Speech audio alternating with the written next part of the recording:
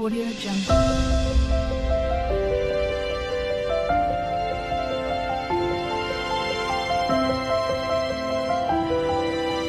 Audio Jungle. हमारे बड़े बुजुर्गों को अक्सर आपने कहते सुना होगा, कमान से निकला हुआ तीर, बंदूक से निकली हुई गोली और मुंह से निकले हुए शब्द कभी वापस नहीं आते।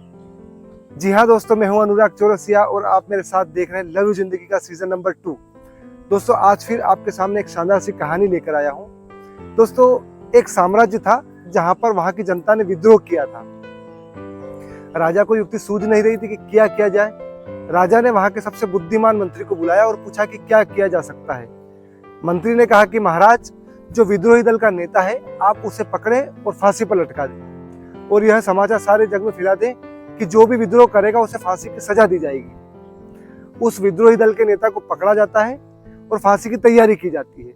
जैसे ही उसे लटकाया जाता है और जो जल्लाद होता है पंजा खींचता है और जब उसे लटकाते हैं तब वह रस्सी टूट जाती है। तो दोस्तों उस साम्राज्य में ऐसी प्रथा थी कि अगर किसी को फांसी पर लटकाते हैं और वह रस्सी टूट जाती है तो उसकी सजा माफ हो जाती है। ऐसा माना जाता था कि ये देवी आशीर्वाद है जो उसे मिला है।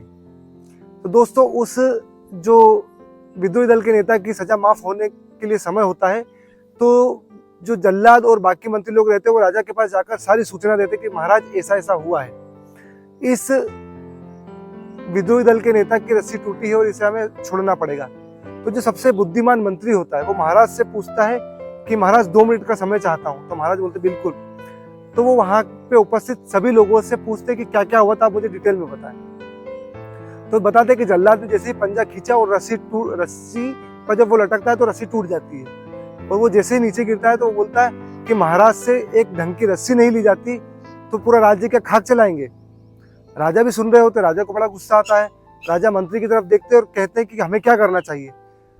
तो मंत्री कहता है कि महाराज हमें इसे पूरे चौराहे पर सबके सामने फांसी देनी चाहिए। राजा वैसा ही करते हैं और पूरे साम्राज्य के सामने उसे फांसी देते हैं।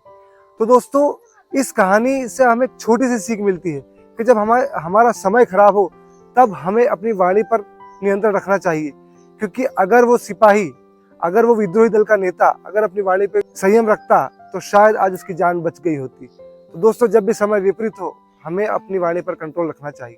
धन्यवाद दोस्तों।